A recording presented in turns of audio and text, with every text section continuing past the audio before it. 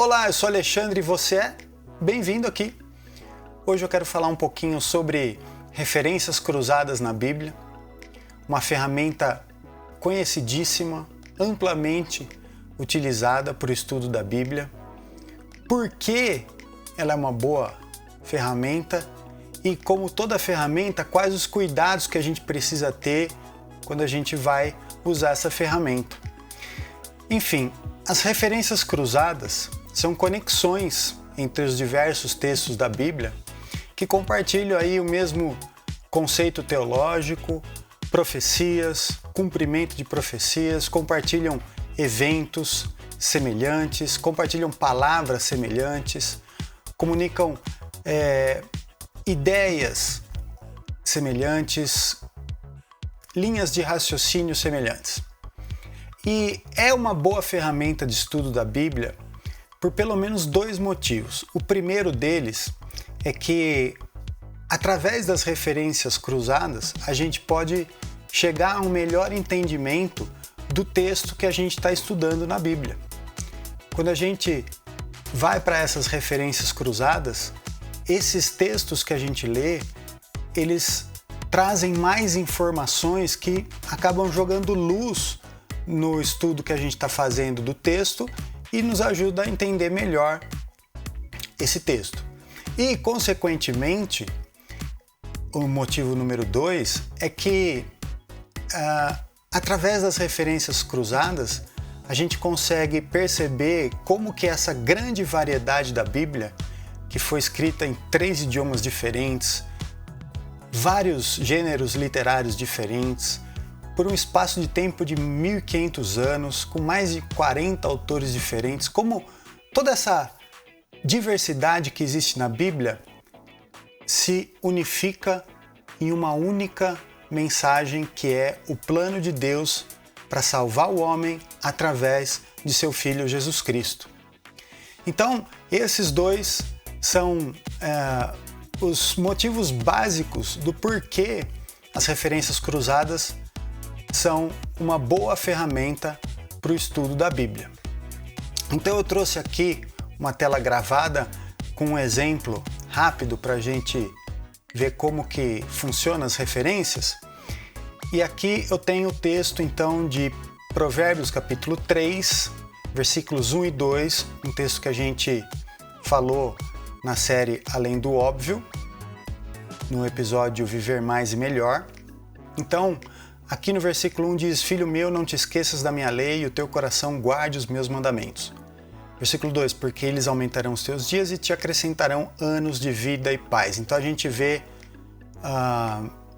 um pedido ou um mandamento, na verdade, de Deus e a recompensa daquele mandamento. E aqui, em cima da palavra guarde, tem uma cruzinha. E aqui nesse aplicativo, essas cruzinhas é que são as referências cruzadas. Aqui eu digo, se você estiver usando uma Bíblia impressa, essas referências cruzadas vão estar em letrinhas ou números em cima das palavras. E lá na nota de rodapé vai estar a letrinha correspondente com as referências cruzadas. Ou algumas Bíblias têm uma barra no meio, uma coluna no meio da página com as referências cruzadas. Se eu clico aqui nessa referência cruzada, ele vai abrir aqui para o Provérbios 3:1, ele vai dar referência de Deuteronômio 8:1 e 30, 16 e 20. Se a gente clicar aqui, por exemplo, em Deuteronômio 30, 16 e 20, a gente vai ler que: porquanto te ordeno hoje que ames o Senhor teu Deus, que ande nos seus caminhos e que guardes os seus mandamentos e os seus estatutos e os seus juízos, para que vivas e te multipliques, e o Senhor teu Deus te abençoe na terra a qual passas a possuir. E o versículo 20: amando ao Senhor teu Deus, dando ouvidos à sua voz e te achegando a Ele, pois Ele é a tua vida e a longura dos teus dias, para que fiques na terra que o Senhor jurou a teus pais, a Abraão, a Isaque e a Jacó, que lhes havia de dar. Então, veja que, além do texto de Provérbios 3, 1 e 2, que a gente vê que Deus manda a gente guardar o mandamento para que eles nos aumentem os nossos dias, esse texto de Deuteronômio nos ajuda a entender melhor o contexto em que as pessoas que receberam esses provérbios primeiro estavam vivendo. Era um mandamento de Deus que o seu povo guardasse os seus mandamentos para que eles pudessem permanecer na terra que eles passaram a possuir depois que saíram do Egito, a terra que mana leite e mel, e pudessem estender a sua permanência na terra. Então, a gente sabe qual que é o contexto que esses dois provérbios, 1 e 2 do capítulo 3, está inserido. Agora, se a gente voltar lá no versículo 20 de Deuteronômio 30, a gente vai ver que aqui tem uma outra referência bíblica, uma referência cruzada em cima da palavra vida, e a gente clica, a gente vê que está falando do Salmo 27:1 e João 11:25. E a gente clicando no João 11:25, a gente lê: Disse-lhe Jesus, eu sou a ressurreição e a vida. Quem crê em mim, ainda que esteja morto, viverá. E todo aquele que vive e crê em mim nunca morrerá. Crês tu isso? Olha só, além daquele contexto histórico que a referência cruzada nos deu para o livro de Provérbios 3:1, aqui a gente vê que essa vida e essa longura de dias, né? Esses anos acrescentados de vida e paz, na verdade, é o próprio Senhor Jesus Cristo, que se fez maldição no nosso lugar, pessoas que não conseguiram guardar os mandamentos para obedecê-los, ele tomou essa condenação para que nós pudéssemos ter vida abundante nessa terra e vida eterna no porvir. Então, quer dizer, olha quanta revelação as referências cruzadas nos deram com esse estudo superficial, é claro, nesse momento, do Provérbios 3, versículos 1 e 2. E é claro que as referências cruzadas não é a única ferramenta para o estudo bíblico. Existem diversas outras e, assim como uma produção de alguma coisa envolve usar diversas ferramentas, assim também o estudo bíblico envolve usar várias ferramentas. Então a gente usa as referências cruzadas, a teologia bíblica, a teologia sistemática e assim por diante. Essa é a função das referências cruzadas e por isso que ela é uma boa ferramenta. Agora, veja, também, como toda ferramenta, a gente precisa tomar certos cuidados na hora de usar uma ferramenta para acabar não nos machucando e não machucar os outros também.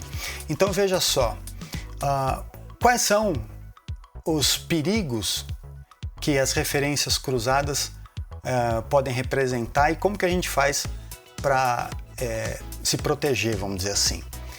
Primeiro que as referências cruzadas é uma ferramenta para o estudo da Bíblia. É uma ferramenta que, na minha opinião, não deveria ser usada enquanto você está fazendo a sua leitura bíblica diária, o seu plano de leitura. Então você está lendo Mateus, Marcos, Lucas, João. Então você segue a sua leitura bíblica. E é claro que às vezes a gente está lendo a Bíblia, a gente não entende alguma palavra ou algum parágrafo, algum texto, a gente tem aquela ideia de consultar a referência cruzada para ver se a gente entende melhor aquele texto. E aí a gente sai daquele texto que a gente está lendo, vai para os outros textos e isso acaba distraindo a nossa leitura bíblica. Então esse é o primeiro perigo que a referência cruzada pode representar. Eu digo perigo entre aspas, né? Mas realmente pode haver uma uma falta de atenção na leitura bíblica quando a gente fica indo em todas as referências bíblicas, porque no versículo seguinte vai ter mais referência cruzada, no outro versículo mais referência cruzada, e assim você vai mais consultar as referências cruzadas do que ler a Bíblia. Então, quando você tiver alguma dúvida na sua leitura, marca onde está a sua dúvida no texto e continua lendo. Depois, quando você for estudar a Bíblia, aí você vai nas todas as referências para ajudar no entendimento daquela passagem. O segundo perigo é que as referências cruzadas podem ser mal utilizadas para se provar um ponto, para se provar uma ideia. E normalmente usando textos fora do contexto, que se torna um mero pretexto. Então, às vezes a gente tem uma ideia de alguma coisa teológica e a gente pega um versículo fora do seu contexto e vai em várias referências cruzadas para, com vários versículos pensados aqui e ali, provarem aquele ponto que a gente está fazendo. E isso não deve ser feito, deve ser evitado a todo custo. As referências cruzadas não foram feitas para isso, porque cada versículo está dentro de um contexto. E cada texto tem uma mensagem que o Espírito Santo deseja passar para nós. E esses versículos eles devem ser considerados em conjunto. E depois, no conjunto do capítulo, e depois no conjunto do livro, e por fim, no conjunto de toda a palavra. A gente não pode ficar pensando um versículo aqui, outro ali, para provar uma ideia que a gente tem. Então, as referências cruzadas podem oferecer esse risco caso a gente não use essa ferramenta de forma legítima. Isso a gente deve evitar a todo custo. Agora, eu estou colocando essa imagem aqui para você dar uma olhada, que são todas as referências cruzadas da Bíblia, ou quase todas, né? Porque acredita-se que existem mais de 63 mil referências cruzadas na Bíblia, e aqui esse trabalho mostra como que esses versículos se relacionam na Bíblia. Cada linha dessa é um versículo que está se conectando a outro versículo dentro da Bíblia. E também tem essa outra imagem aqui, que também faz a mesma demonstração de como os versículos do Velho Testamento se conectam com os versículos do Novo Testamento e como os versículos do Novo Testamento se conectam com os versículos do Velho Testamento. Então, pessoal, a referência cruzada é uma ferramenta excelente para estudar a Bíblia. A gente tem que ter cuidado, usar as referências do jeito que elas foram feitas para serem usadas. Outra coisa, existem livros de referências cruzadas, não só aquelas referências cruzadas que estão no corpo do texto bíblico. Existem livros feitos só com referências cruzadas, que são concordância bíblica, chave bíblica. Tem alguns livros que são sobre referências de temas.